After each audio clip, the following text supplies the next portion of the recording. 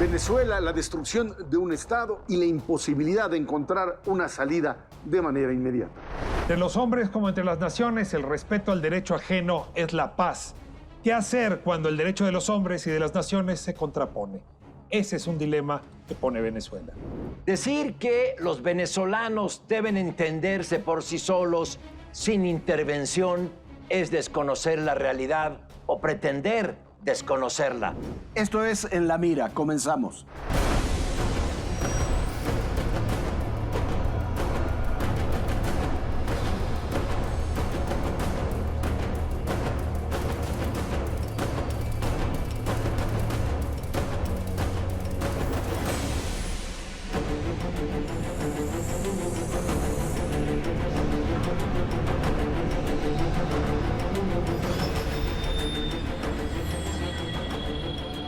Pues, la situación en Venezuela es un reto no solo para los venezolanos, sino para la imaginación política de las instituciones internacionales y de los países que están interesados en el tema. ¿Por qué? Porque no es una confrontación ideológica entre dos bandos en un país. Es un gobierno apoyado por una cúpula militar que está completamente imbuida, inmiscuida en el narcotráfico, que controla una red de narcotráfico que pasa de Colombia, Venezuela y va al resto del mundo. No se van a ir nunca del poder. ¿Por qué? Porque salir del poder implica enfrentar los procesos penales que ya tienen abiertos muchos de ellos en distintas partes del mundo.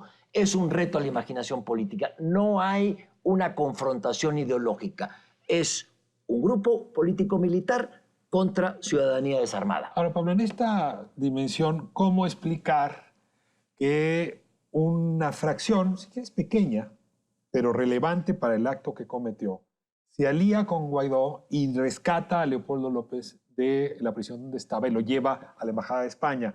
Es decir, sí se antoja que incluso las Fuerzas Armadas, las fuerzas militares, tienen quebraduras. No alcanzamos a saber de qué tamaño, pero los militares que tomaron la decisión de apoyar a Guaidó sabían que estaban jugando un hecho emblemático en esta disputa. Yo creo que el problema radica en que estamos ante una situación totalmente distinta de la que podríamos pensar de alguna otra dictadura militar. Aquí hay un problema social que sobrepasa, por supuesto, cualquier tipo de comparación. Hay una situación de hambruna en el país, de una migración brutal, de millones de gente saliendo, de una destrucción total del tejido social y un poder militar que tiene la capacidad, la fuerza suficiente para sostenerse. Narcotráfico, etcétera, y ahí están, y no hay forma de pensar en la posibilidad de quitarlos. Y entonces aparecen rebeliones, han existido durante todo este periodo.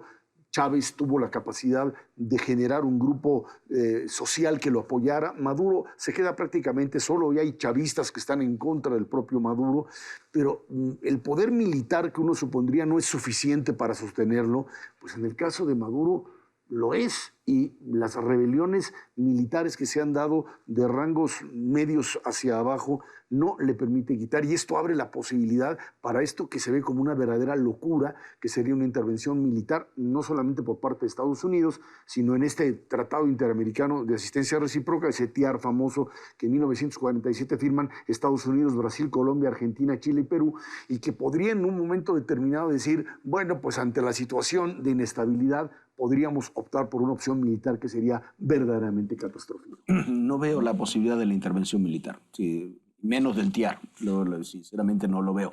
Lo que sucede es que existe, como dice Pablo, una cúpula militar. Insisto en el término cúpula, y eso explica también lo que tú decías, Ricardo.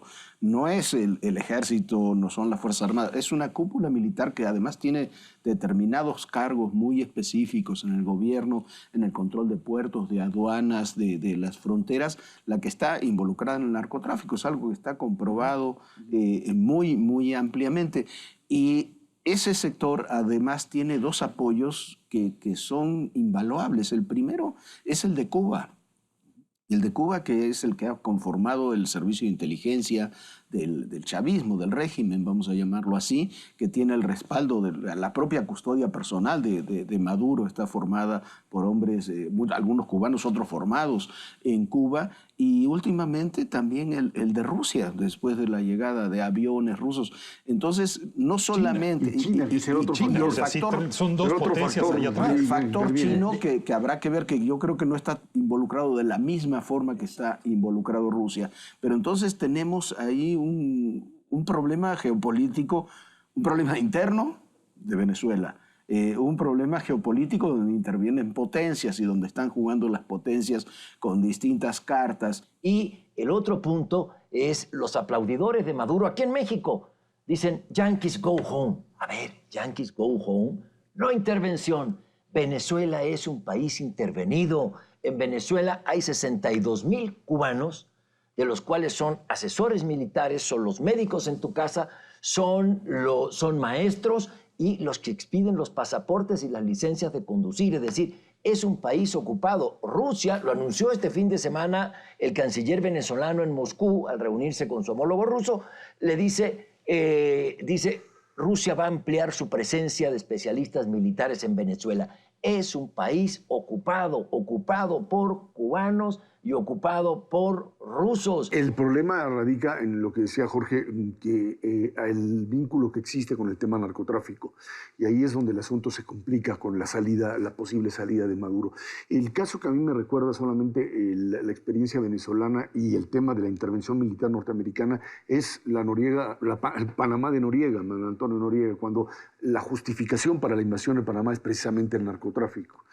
No lo veo, como tú decías, Jorge, pero el asunto se complica en la medida en que cuando las opciones políticas se van restringiendo, se van cerrando, este hombre con esa cúpula militar, Rusia, China, lo que digamos, como sea, pero se mantiene, se dice, bueno, tardará una semana más, 3 semanas más, un mes. Esto se sigue prolongando, el desgaste y los niveles de verdad ya de una situación de emergencia humanitaria aumentan. Y esto genera esta idea de un consenso en algunas zonas de estos países, el famoso TIAR, que yo entiendo esta idea de que sería medio absurdo echarlo a andar, pero en este contexto de decir, bueno, pues si no hay otra salida, si este señor aliado al narcotráfico no se mueve, esta presión es lo que lo puede finalmente impulsar, más aún cuando Rusia lo que le está diciendo también a los Estados Unidos es ¿por qué no entramos en la negociación en donde Siria es un elemento fundamental,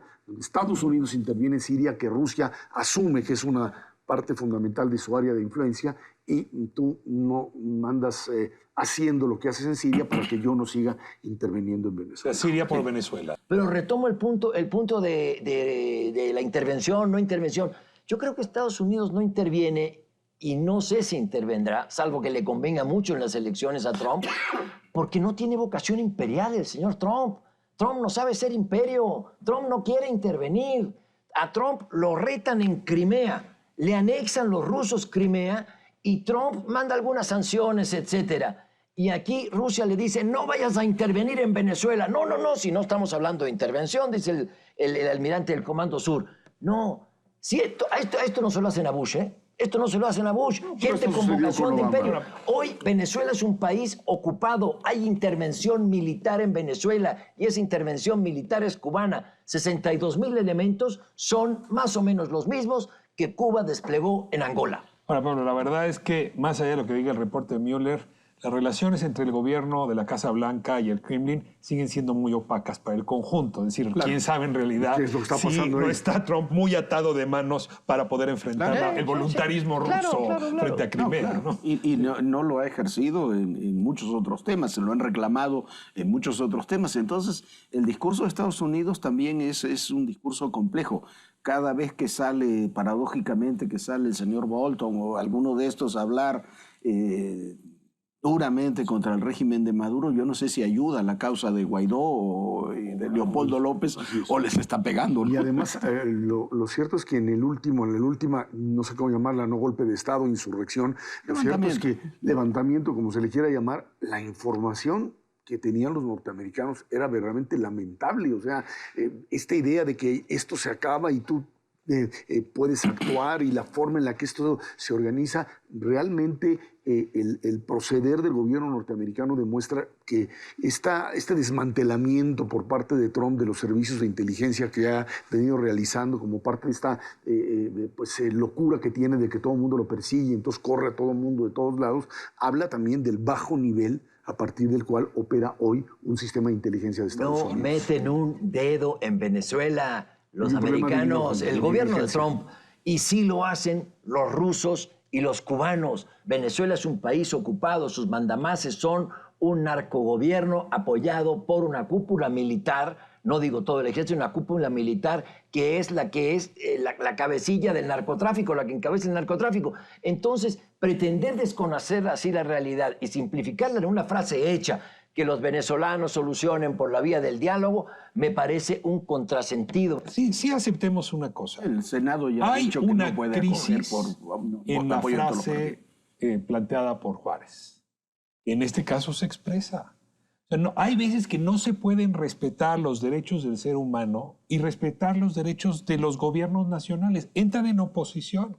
Y el gobierno mexicano va a tener en algún momento que privilegiar el tema de derechos humanos, al cual también el presidente López Obrador ha hecho alusión. Siempre menciona, no intervendremos, pero protegeremos derechos humanos. Es que ahorita sí estando en colisión. Ahora, yo sí quisiera subrayar una cosa. La jugada de Guaidó de rescatar a Leopoldo López fue magistral. Es decir, sí le da una credibilidad a su capacidad de ganar en esta batalla como no la tenía. Y la suma de los dos personajes juntos sí es mucho más importante que Guaidó solo. El problema era que suponían que a esa acción llevada a ¿Quién cabo... supuso eso? ¿Tú suponían crees que Guaidó? ellos- no, bueno, el propio Guaidó Guaidó y el es propio militar, López lo tienen los Estados Unidos, suponían que tenían la posibilidad de, sacando a López, generar un mayor nivel de movilización y grupos militares que estaban dispuestos a entrarle y que definitivamente Esa no es la dieron la lectura vuelta. que Maduro y Dieron la su vuelta. gente hizo.